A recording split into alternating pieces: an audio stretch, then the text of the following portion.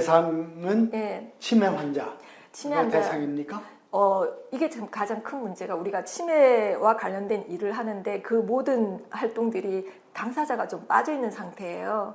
그렇네요. 네, 병원이나 네. 가족이죠. 그죠? 예, 예. 그래서 저희도 지금 그게 좀 한계라고 생각을 하는데 일단 저희 모여 있는 모임 구성원들은 주로 요양시설에서 근무하거나 운영하거나 연구자들 뭐 이렇게 가족 이제 커뮤니티 하시는 분들도 들어와 있지만 당사자가 이제 빠져 있다는 게 저희들도 가장 이게 좀 한계라고 생각은 하지만 지금 현재로서는 당사자가 있는 포함된 그런 정책도 없고 기관도 없고 이런 운동을 하는 것도 거의 너무 없는 게 지금 한국의 현실인 것 같습니다.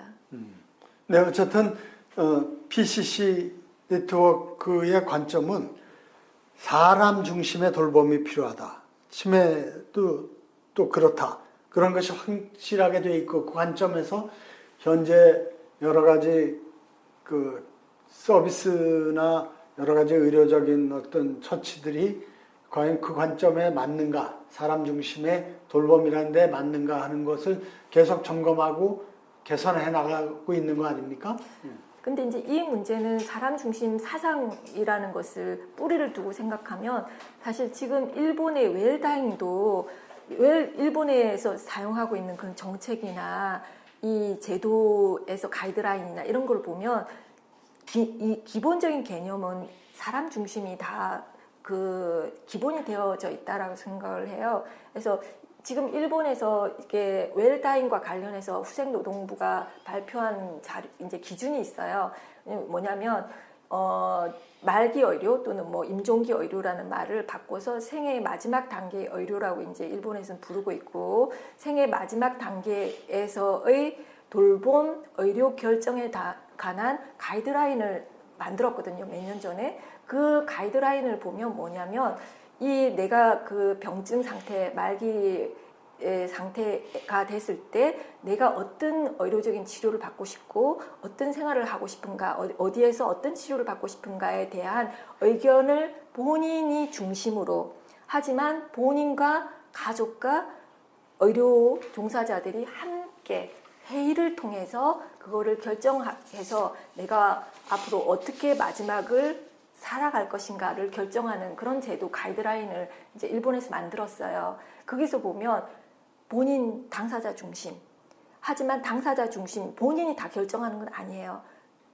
인간이라는 것은 사회적 존재잖아요. 내가 존재하기 위해서는 가족도 있고 나를 돌봐주는 종사자들도 있어요. 그래서 함께 의논해서 가장 나다운 삶 그리고 마지막을 보낼 수 있는 어떤 계획을 세우자라는 게 지금 일본에서 웰다잉 운동의 이제 핵심인 것 같거든요. 그런 그 측면에서도 보면 결국 당사자 중심.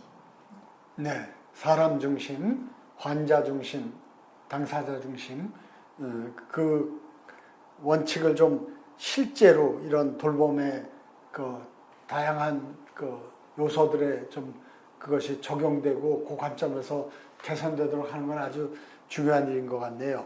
지금 일본에서 하고 있는 것 중에 우리가 좀 이미 참고도 하고 있지만 또 적극 도입하고 참고하면 좋겠다 싶은 게 지금 말씀처럼 임종기라는 표현을 쓰거든요. 지금 우리가 연명의료에 대한 결정도 임종기의 환자에 대한 결정이란 말이죠.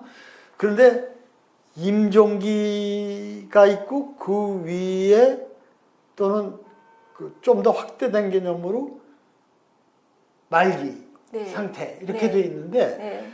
우리는 너무 좁혀져 있다는 점도 있고 네.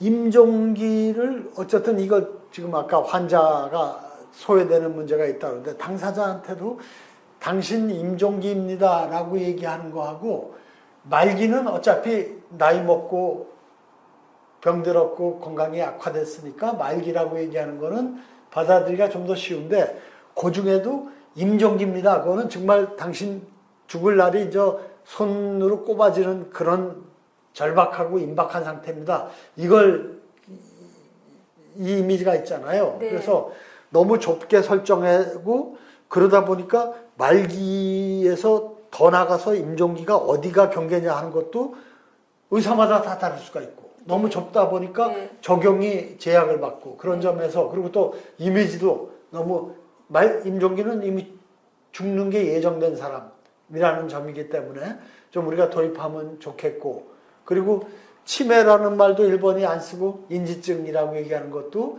우리도 지금 아마 공식적으로는 그렇게 쓰는 것 같은데 좀 더 생활용어로도 인지증이라고 쓰는 게 치매라는 말이 익숙하지만 역시 갖고 있는 여러 가지 그 기존에 안 좋은 뉘앙스가 있기 때문에 인지증이라는 말도 우리가 적극 활용하는 게 좋고 그런 점 배울 점이 있는 것 같아요. 네. 관련해서 이제 제가 작년 8월 달에 이제 일본 갔을 때 하나의 케이스를 본 게 있는데요. 정말 인상적이었습니다. 그게 뭐였냐면 이제 일본의 그룹홈이라는 데가 있어요. 이제 그룹홈이 이제 소수 한 8명, 9명이 이제 모여서 이제 간호와 돌봄을 받으면서 이제 생활하는 곳인데 우리나라는 그래도 자립생활이 가능한 사람들이 그룹홈 생활을 하는데 제가 갔던 데는 굉장히 말기 환자들, 그러니까 굉장히 상태가 중증인 분들이 모여 있는 그룹홈이었어요. 근데 여기에 한 분이 이제 임종이 가까웠어요. 근데 이제 이 분을 대상으로 케이스 컨퍼런스 사례 회의를 하는 거예요. 그래서 제가 사례에 참석을 했어요. 그런데 이제 이분은 여기 생활하신 지 3년이 되고 그러니까 마지막 이곳이 이분에게는 집인 거예요. 그래서 나는 여기서 죽겠다라고 얘기를 하셨고 그다음에 나는 연명 의료하지 말라. 예를 들면 뭐 경관식이나 위루나 이런 거 하지 말라라고 이미 의사 표현을 하셨던 분인데 그러다 보니까 해줄 수 있는 게 별로 없는 거죠. 이제 이미 이제 식사는 거의 이제 안 되는 상황이라서 그냥 젤리 같은 걸로 이제 계속 이렇게 하시는데 보니까 다른 뭐 점액도 하지 말고 다른 처치하지 말고 했으니까 이제 기다리는 거예요. 자, 그러면 바이탈 사인을 보면서 간호사가 이제 이분 대략 한 며칠 정도인 것 같아요. 이렇게 얘기를 하는 거예요. 이제 케이스 컨퍼런스에서 그때 참석했던 간호사가 그렇게 이제 보고를 하고 그다음에 재활치료사가 여러분이 지금 휠체어에 거의 누워 있는 상황인데 이게 부축이 와서 이쪽이 많이 딱딱하니까 뭐 쿠션으로 좀 이렇게 좀 편안하게 해드리겠다 뭐 이렇게 얘기를 하고 마지막으로 사회복지사를 중심으로 이분이 마지막으로 모든 사람들이랑 같이 인사를 하고 싶은데 임종을 어떻게 할 것인가 자기 본인의 의사와 이분의 삶을 봤을 때 이제 결정을 하는 거예요. 이렇게 우리가 의식이라는 게 있잖아요. 이별을 하기 위한 준비를 하는데 이분은 음악 선생님이셨고 딸도 피아노를 치시는 분이고 음악을 너무 좋아하니까 마지막으로 음악회를 하고 이제 이별식을 하자라고 얘기를 하고 자 그럼 음악회를 어떻게 할 것인가 그거에 대한 준비를 이제 회의를 하는 거예요.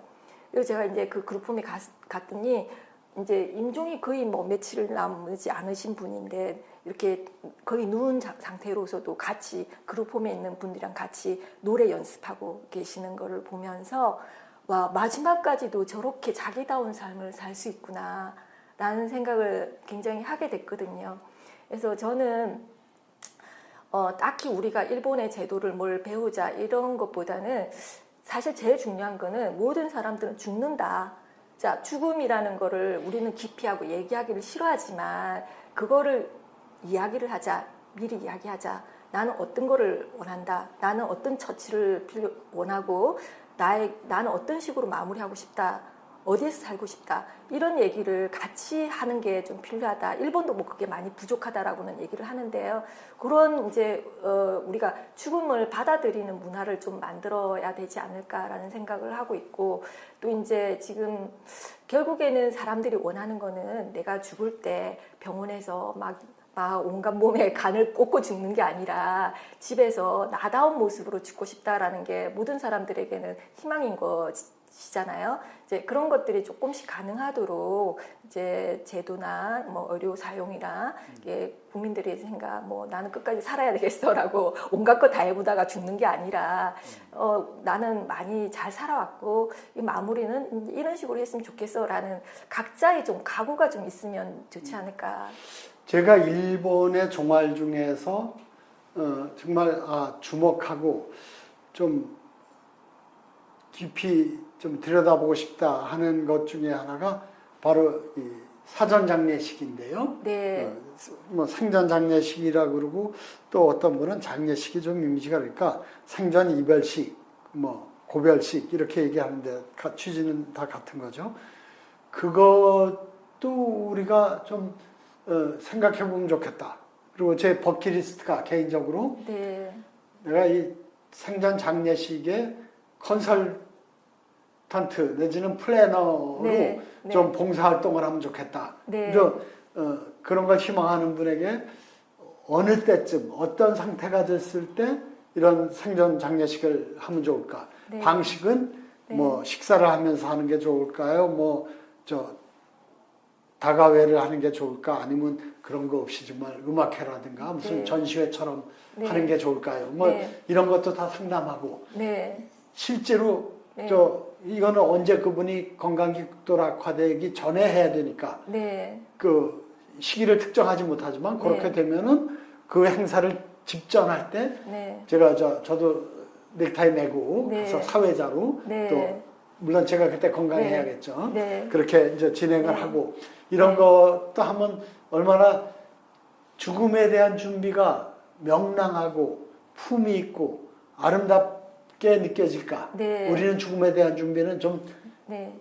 어두운 거 아니에요. 그렇죠. 장례식 어떻게 할 네, 것인가. 예, 그런 건데 네. 그러면 좋겠다 생각을 하는데 네. 저는 지금 말씀을 들으면서 이 생전 장례식 내지는 생전 고별식이 일반 통념적으로는 병원에 가서 중환자실에 그 중증 상태가 되기 전에 그러니까 어느 정도 거동과 표현과 이런 그 사람을 만나서 대화하고 식사하고 이러는 게 좀 가능한 네. 상태. 그러니까 네. 건강이 극도로 네. 악화되기 전 단계를 네. 잘 대비해서 준비해서 그때 네. 가까운 분들 네. 좋아했던 분들 모셔가지고 그동안 감사했습니다 네. 하고 인사하는 그냥 네. 밥만 먹고 끝나는 게 아니라 네. 소감도 얘기하고 또 오신 분들이 덕담도 듣고 이렇게 즐겁고 네. 뜻있는 시간을 갖는 네. 행사 이렇게 생각을 하는데 그런 것이 생애의 마지막 단계 정말 음식 섭취조차 어려운 분이 자기의 마지막 생전 고별식으로서 음악회를 준비하고 연습을 하고 이건 정말 멋진 일인 것 네. 같고 네. 그래서 우리가 죽음을 대하는 태도를 근본적으로 좀 시각을 바꿔줄 수 있는 좋은 사례인 것 같네요. 네. 예, 네. 네. 그리고 그런 점에서 아까 말씀하신 것처럼 죽음을 우리가 외면하고 있지만 죽음은 반드시 오는 거란 말이죠. 네. 그럴 때 결국 웰다잉이란 건 전 이렇게 단순하게 얘기할 수 있다고 봐요. 세상의 모든 일은 다 준비가 있어야 좋은 결과를 가져올 수 있죠. 네. 준비를 안 하고 닥치면 당황하고 혼란스럽고 네. 잘못된 네. 결정을 하기가 쉽죠. 네. 그래서 어차피 닥쳐올 죽음에 대해서 미리 준비를 하자. 네. 어떻게 하면 좋을지 잘 생각해보고 얘기 듣고 내가 결정하자. 네. 이게 웰다잉이거든요. 네. 그래서 저는 이 사전연명의료 의향서 자체가 나는 무의미한 연명 치료는 안 받겠다라고 결정하는 거죠. 네. 그리고 그랬을 때 그럼 어떡할 거냐? 대안으로 호스피스 치료를 받겠다. 이것도 결정이죠. 네. 그런데 거기에 좀 더 세부적으로 구체적으로 다양하게 내가 참 중증 환자가 됐을 때 목욕 문제 또 뭐 여러 가지 그 나를 위안해 주는 게 성경 낭독이겠냐 뭐 불경을 읽는 거겠냐 음악을 듣는 거겠냐 무슨 유명한 사람의 어떤 이야기를 좀 듣는 거냐 뭐 이런 것에 대해서 다양한 선택이 있죠. 그래서 그런 걸 미리 준비하고 결정해보자라고 해서 저희 웰다잉 문화운동에서 이렇게 5가지 결정이라고 네. 하는 것을 크게 5가지 분류를 해서 연명의료, 호스피스, 그 다음에 마지막을 어떻게 보내고 싶은지 또 장례 등의 추모 방법에 대해서 나는 내 장례식 때 이런 방식으로 하면 좋겠다. 이런 것들을 하자고 그러는데 요것도 낯선 일이거든요. 아직 많이 확산이 안 되고 있고 그런 점에서 현재 많은 나이 드신 분들이 돌아가고 있고 네. 더 많이 네. 돌아가시게 될 거고 네. 일본도 그렇고 우리도 네. 그렇고 그런 상태에서 이런 준비가 미리 안 된 분들, 그러니까 사전연맹으로 요양서도 안 써놓고 또 더 세세한 그 돌봄에 대해서 또 장례에 대해서 나는 그 카네이션 그 국화 대신 카네이션을 내 재단에 장식해 주면 좋겠다. 얼마나 좋겠어요. 그러면 더 쉽고 단순한 게 영정사진 같은 것도 미리 내가 준비하는 게 그런 거겠죠. 네. 내가 사랑하는 사람들을 마지막으로 대하는 마지막 이별의 장소인데 기왕이면 내가 제일 좋다고 생각하는 내 모습 네. 보여주는 게 얼마나 네. 좋겠어요. 그래서 저는 그런 것들이 사전에 준비하는 것과 아울러서 근데 실제로 그 대다수가 준비가 안 돼 있으니까 그분들이 그러한 자기 삶의 마무리에 대해서 어떻게 하면 좋을지에 대해서 각자 자기의 뜻을 얘기하고 또 남들의 얘기를 들으면서 정하고 하는 그 의사결정 과정, 내가 네. 내 뜻대로 내 삶을 마무리하는데 어떻게 하면 좋을까를 이렇게 이끌어내기 위한 과정이 인생회의인 것 같네요. 네, 네, 그렇죠? 그렇습니다. 그러니까 네.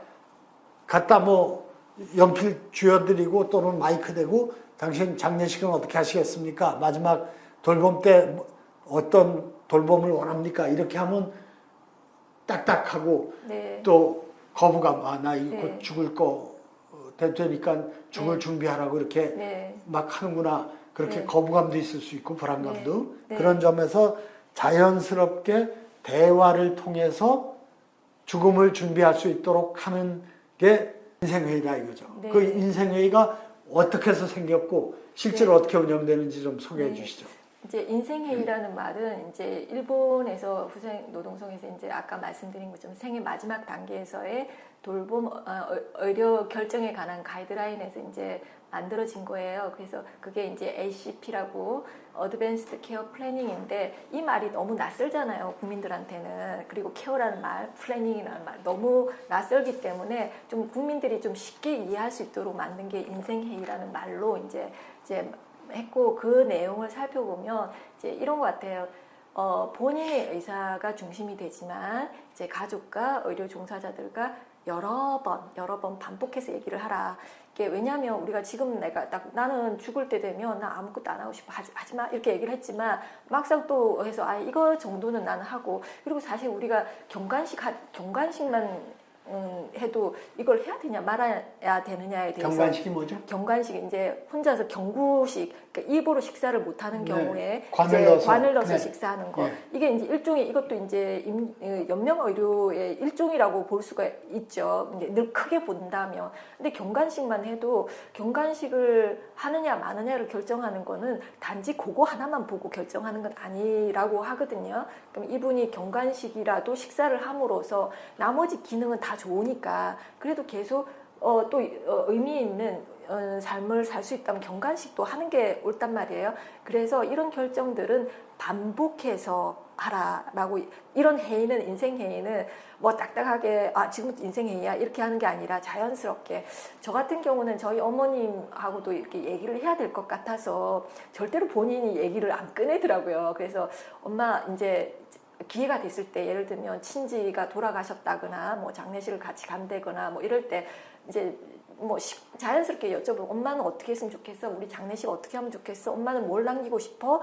이렇게 이제 자연스럽게 얘기를 하다 보면 여러 가지 이제 생각들이 나오고 그러면 예를 들면 저희 어머니인 경우는 이제 본인이 그림을 좋아하셔가지고 그림을 많이 그려놨어요. 뭐 몇백 장이 되는데 이거 그림을 어떻게 하지? 이 많은 거 어떻게 하면 좋겠어? 이렇게 물어보면 글쎄 그러네. 그러면 이거를 좀 사람들한테 나눠주고 싶어.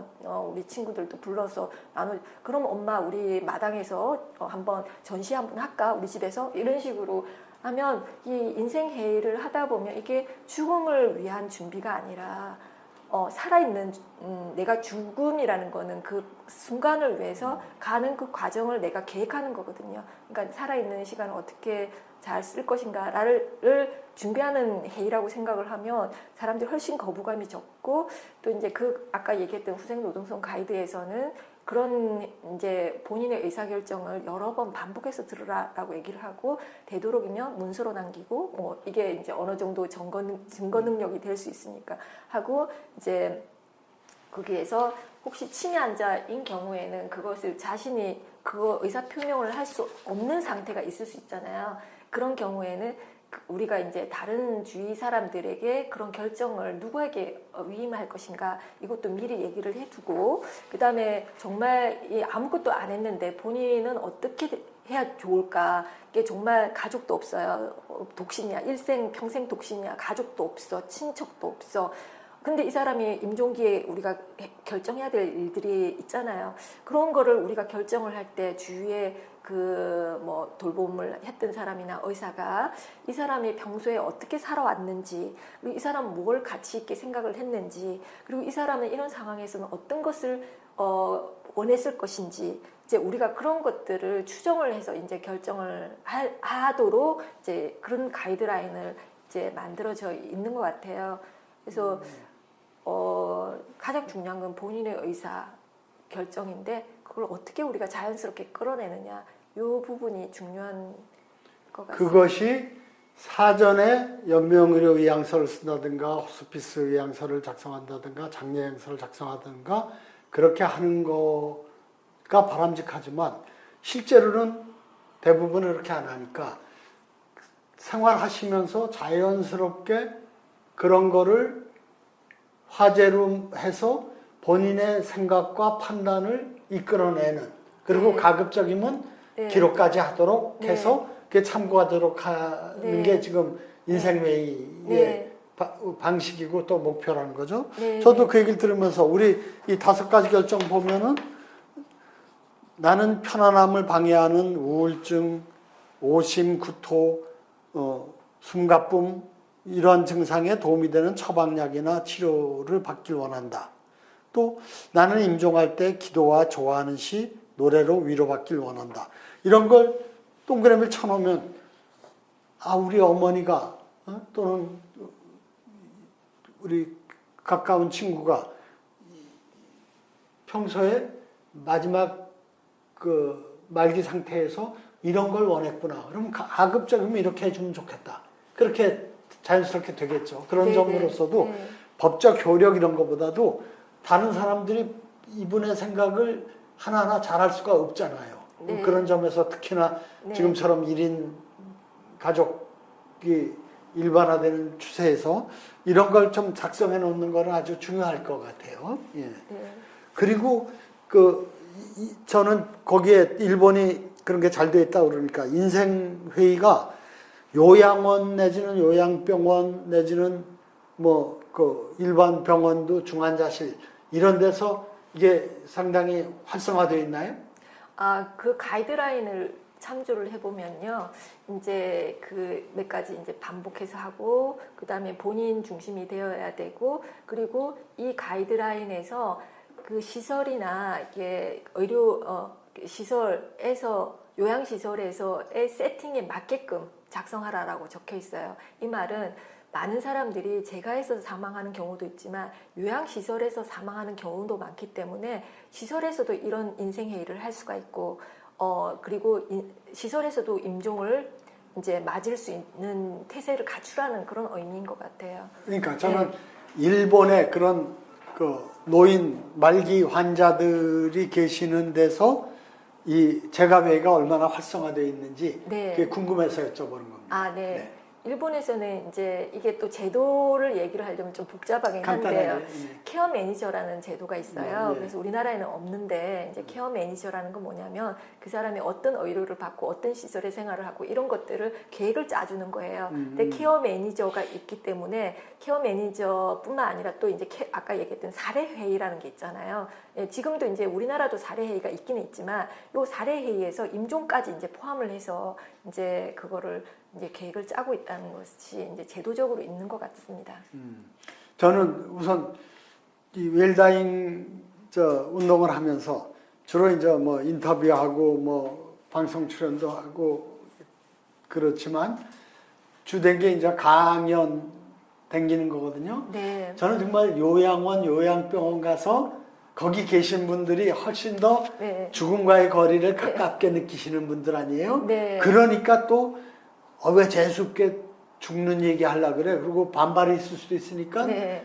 뭐가 접근이 안 되고 있는데 네. 정말 절실한 분들이란 말이죠, 그분들한테. 네. 네. 그래서 이런 인생회의 같은 그런 기술적인 방법을 잘 동원을 해서 사람은 누구나 절실한 사람이 더 그 문제에 대해서 네. 관심을 갖고 네. 또 필요로 하는 사람들 아니에요. 네. 그런 점에서 이 연명 치료에 대해서 또 호스피스에 대해서 또는 장례에 대해서 뭐 유언장 쓰는 일 이런 거에 대해서 이렇게 잘 생각해 볼 대화할 계기를 만드는 건 정말 중요할 것 같고 네. 거기에 이 인생회의라는 요 일본에서 개발된 요 방식이 잘 좀 우리가 활용이 되면 좋지 않을까. 또 집에서 건강하게 지내시다가 돌아가시면 네. 이건 복 받은 걸로 볼 수 있는데 네.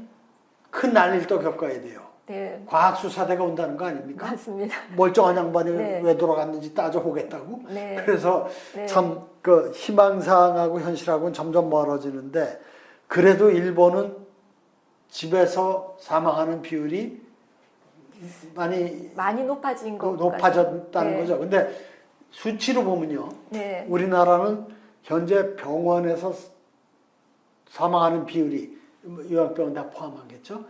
76% 7% 그래요. 네. 그런데 미국은 현재 40% 미만까지 내려갔는데 네. 미국도 2000년대 중후반에 70% 있다가 이렇게 내려간 거예요. 네. 저는 일본은 어떤지 모르겠는데 네. 일본도 우리처럼 올라갔다가 내려간 케이스라면 우리는 어쩔 수 없지. 일본이나 미국하고 달라. 그렇게 체념할 게 아니라 우리도 어떻게 잘하면 집에서 돌아갈 수 있는 비율을 훨씬 높일 수 있겠구나. 네. 어떻게 하면 좋을까 하는 네. 방법이 나오지 않겠어요? 일본은 그게 가능하게 어떻습니까? 저도 수치적으로는 최근 수치를 보지는 않았지만 느낌상 제가 해서 임종하는 케이스가 굉장히 늘어나고 있다라고 보고 있는데 두 가지 측면으로 볼 수 있어요. 일단은 병원이 수용을 못하고 있고 병원 베드수라든지 이런 것들이 수용을 못하고 있고 네. 뭐 좋건 싫건 문제가 아니고 그런 포화 상태이기 때문에요. 네. 두 번째는 제가 재택 의료가 굉장히 활성화가 됐습니다. 그래서 일본에는 이게 이제 거의 매년 지금 노인들의 20%가 재택 의료를 사용하고 있어요. 그럼 전체 노인 환자 대상 중에 20%가 2%가 굉장히 아니고 높죠. 네. 예. 그래서 재택 의료가 이것도 굉장히 최근의 변화인데 재택 의료 시스템은 뭐냐면 한 달에 의사가 2번 방문을 하고 그렇지만 24시간 대응을 하는 태세입니다.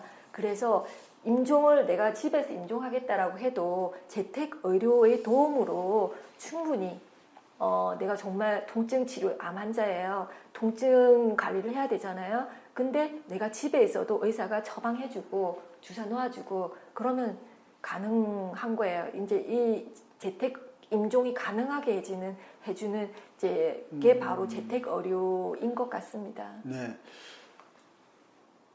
일본의 재택의료에 대해서 관심이 아주 많은데요. 그것도 실제로 우리가 정말 일본은 포화 상태라는데 우리도 병원 내지는 요양원, 요양병원이 이런 식으로 막 들어가서는 국가 재정이나 또 개인의 경제적 부담이 한계에 봉착할 수밖에 없거든요. 그런 점에서 재택의료가 적극적으로 또 전면적으로 도입이 되면 좋겠는데 그거의 이제 기초가 왕진제도라는 건데 그 왕진제도는 일회적이라는 거죠 지금까지. 네. 근데 이것도 사람 중심의 돌봄, 지속적이고 종합적인 환자 돌봄이 재택의료가 왕진하고 차이라는 거죠. 네. 옛날에는 왕진이 있었잖아요. 우리가 어릴 때는 의사 선생님이 가정 방문해서 왕진의 제도가 있었는데 어느 순간 왕진이 사라졌습니다. 그 이유는 뭐냐면 이제 의료 기술이 발전을 하니까 검사가 굉장히 검사가 위주가 되는 의료가 되는 거예요. 근데 고가의 의료기기는 다 병원에 있지 않습니까? 그러니까 결국에는 병원 가서 진단을 받아야지 치료를 받기 때문에 병원 외래 중심의 의료 소비가 이제 되는 건데 이제 지금은 이제 어쨌든 좋든 나쁘든 재택 의료 쪽으로 돌아가면서 이제 뭐 사실 만성 질환자인 경우에는 병원을 가는 목적이 치료가 아니잖아요. 그냥 관리고 약 처방 받으러 가는 거죠. 근데 이제 우리나라는 지금 아직 재택 의료 하시는 분들이 굉장히 어렵다라고 얘기를 많이 하시고 재택 의료가 딱 필요한 순간은 아니라고 지금 현재 인구 구성이 그런데 조금 더 지나면 고령자는 내 발로 병원을 갈 수가 없는 상태가 되는 거죠. 네. 예, 그러면 의사가 가야 되는 거예요. 그래서 의사들이 지금 환자가 예, 병원을 앰뷸런스나 휠체어 타고 가느냐, 의사가 오느냐. 네, 네, 이것도 이제 환자 중심, 사람 중심의 케어. 그렇죠. 네요. 네. 여러 가지 현상이 있는데 일단 그러니까 병원이 이제 환자들이 안 찾아오니까 병원이 문을 닫아야 돼. 그러니까 내가 어쩔 수 없이 재택 의사가 되는 거예요. 그렇게까지 됐어요? 일본은? 아니 그 정도는 아니지만 이제 워낙 고령화가 되다 보면 내가 병원 가는 것 자체도 나 혼자 사는데 병원 가려면 택시 불러야 되고 이게 쉽지가 않잖아요. 네. 그러다 보니까 이제 재택 의료 많은 의사들이 경영에 어려움을 겪고 경영 어려움을 겪는 거는 여러 가지 배경이 있죠. 습관도 막 정보가 낮추고 하니까 그러다 보니까 이제 재택 의료 쪽으로 의사들도 재택 의료 쪽으로 많이 이제 바꾸고 있어요. 네. 내가 가지 않으면 경영이 안 된다 이 정도가 되는 거예요.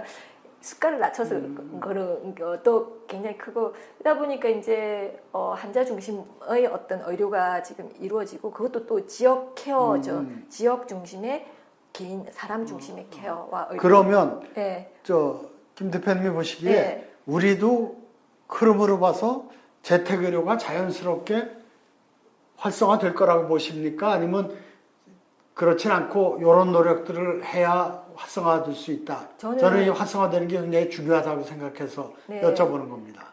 저는 앞당길 필요는 없다고 생각을 해요. 그러니까 지금 상황에서는 우리는 조금만 나가면 동네 병원들이 다 있는데 동네 병원을 이용을 안 하는 게 문제지. 이게 그런 우리의 의료 환경을 생각한다면 지금부터 재택 의료 하자고 하기보다는 좀 기다려서 왜냐하면 정말 후기 고령자들이 늘어나고 이럴 때 이제 제도를 좀 밀어주면 금방 되지 않을까 생각을 하고 있습니다. 정책이라는 거는 굉장히 한번 바꾸면 한번 도입하면 바꾸기 힘들잖아요. 그러니까 좀 저는 정책에 대해서 제도에 대해서는 좀 신중한 접근이 좀 필요하다고 생각을 합니다.